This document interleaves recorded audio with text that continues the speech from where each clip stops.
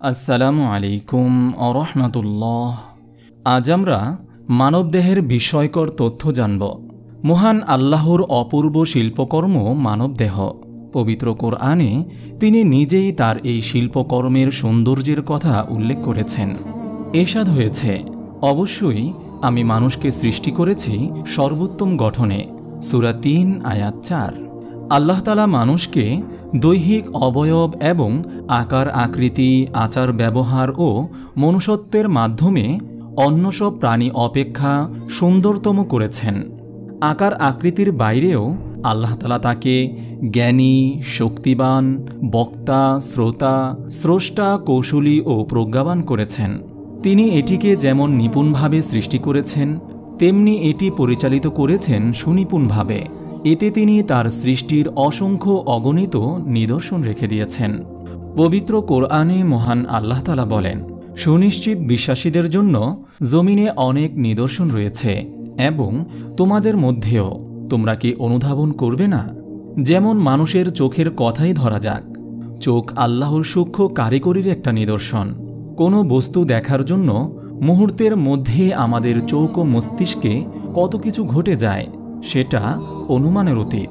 আমাদের চোখ ঠিকভাবে কাজ করার জন্য তাতে ব্যবহার করা হয়েছে প্রায় ২০ লাখ ক্ষুদ্র পার্টস। আমাদের চোখের গঠন এতটাই জটিল যে সেটা মাঝে মধ্যে কল্পনাকেও হার মানায়। চোখের কার্যপদ্ধতি অনেকটা ক্যামেরার পদ্ধতির মতোই।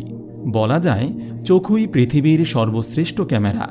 আধুনিক যুগের ক্যামেরার সঙ্গে চোখের তুলনা করতে গেলে দেখা যায় মানুষের চোখ ৫৭৬ মেগাপিক্সেল।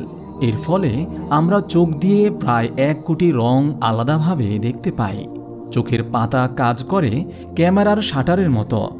চোখের ভেতরে আছে স্থিতিস্থাপক লেন্স, যা দর্শনীয় বস্তুকে ফোকাস করে এবং তারপর প্রয়োজনীয় প্রক্রিয়াকরণের মাধ্যমে একসময় তা আমরা দেখতে পাই।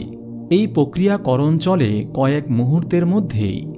এরপর নাক মহান আল্লাহ প্রদত্ত এমন একটি নিয়ামত, যা দিয়ে শ্বাস নেওয়া স্বাস্থ্যের জন্য অনেক উপকারী।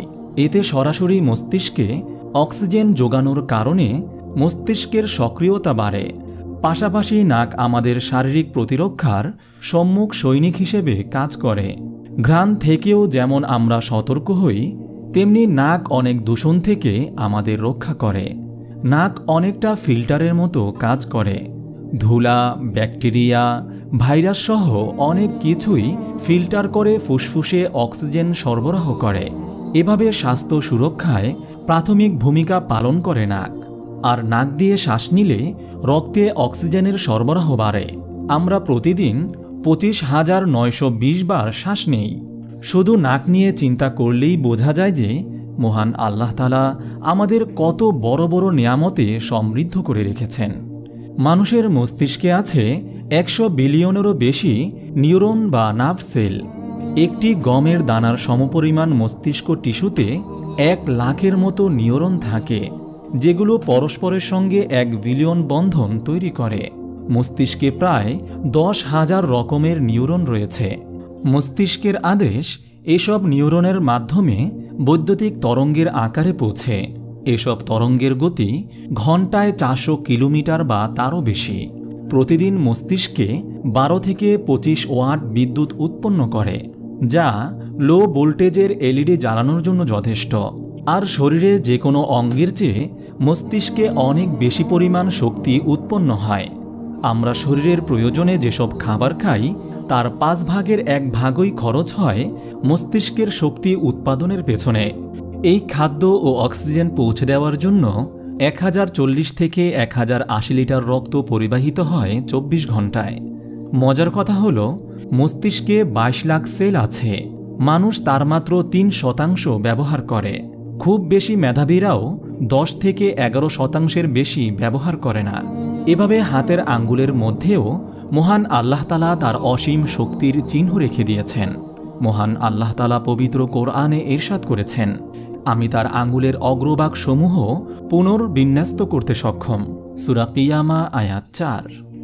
মহান আল্লাহ তাআলা ওই আয়াতে ইঙ্গিত করেছেন, মানুষের আঙ্গুলের অগ্রভাগে তিনি সূক্ষ্ম কোনো রহস্য রেখেছেন, যা তিনি মানুষের পুনরুত্থানের সময়ও পুনর্বিন্যস্ত করতে সক্ষম, তা হল আঙ্গুলের ছাপ। 1880 সালে ইংল্যান্ডে স্যার ফ্রান্সিস গোল্ড আবিষ্কার করেন প্রত্যেক মানুষকে শনাক্ত করার জন্য তার আঙুলের ছাপই যথেষ্ট।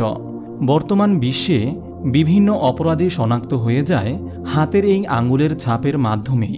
অনেকটা হাতের ছাপই বলে দেয় অপরাধী কে হবে। পবিত্র কোরআনে মহান আল্লাহ তাআলা ইরশাদ করেন, আজ আমি তাদের মুখে মোহর মেরে দেব এবং তাদের হাত আমার সঙ্গে কথা বলবে ও তাদের পা সে সম্পর্কে সাক্ষ্য দেবে যা তারা অর্জন করত। সূরা ইয়াসিন আয়াত 65। কোরআনের এই আয়াতের কিছুটা ব্যাখ্যা আমরা দুনিয়াতে পেয়ে গেছি। আখিরাতে এর রূপ কতটা অত্যাধুনিক হবে তা আল্লাহই ভালো জানেন। শুধু তাই নয়, বর্তমানে এমন প্রযুক্তিও বের হয়ে গেছে যা দিয়ে মানুষের হাতের আংটি পরিয়ে তার মন মেজাজ, শারীরিক অবস্থা অনুমান করা যায়। বিভিন্ন গণমাধ্যমের খবরে পাওয়া যায় বর্তমানে একটি আংটি বাজারে আছে যা ব্যবহারকারীর মানসিক অবস্থা, বায়োমেট্রিক সেন্সর এবং কৃত্রিম বুদ্ধিমত্তা প্রযুক্তি কাজে লাগিয়ে শনাক্ত করতে পারে। ইডিএ সেন্সরযুক্ত এই স্মার্ট আংটিটি আঙুলের চামড়ার স্নায়ুতন্ত্র বিশ্লেষণ করে ব্যবহারকারীর মেজাজ কেমন তা জানতে পারে। শুধু তাই নয়, অ্যাপের মাধ্যমে ব্যবহারকারীকে শান্ত বা সতর্ক হওয়ার পরামর্শ দেয়। বোঝা যাচ্ছে মানুষের চামড়ায় বিচরণকারী যেসব কোষগুলো মহান আল্লাহ তাআলা নিয়োজিত রেখেছেন তাদের মধ্যেও মহান আল্লাহর অগণিত নিদর্শন লুকিয়ে আছে। এগুলোর আচরণ দিয়ে যদি মানুষ অন্য মানুষের মানসিক ও শারীরিক অবস্থা সম্পর্কে জানতে পারে, তাহলে যিনি এগুলো সব সৃষ্টি করেছেন তিনি আমাদের সমস্ত তথ্য কতটা গভীরভাবে জানেন। হয়তো এসব সূক্ষ্ম নিদর্শনগুলোর দিকে ইঙ্গিত করেই মহান আল্লাহ তাআলা বলেছেন, আমি শীঘ্রই তাদের জন্য আমার নিদর্শনাবলী ব্যক্ত করব বিশ্বজগতে এবং তাদের নিজেদের মধ্যে। ফলে তাদের নিকট সুস্পষ্ট হয়ে উঠবে যে ওটাই সত্য।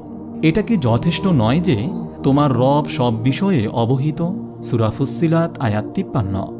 মহান আল্লাহ তাআলা আমাদের সবাইকে তার দেওয়া অমূল্য নেয়ামতগুলোর শুকরিয়া জ্ঞাপন করার তৌফিক দান করুন। আমিন।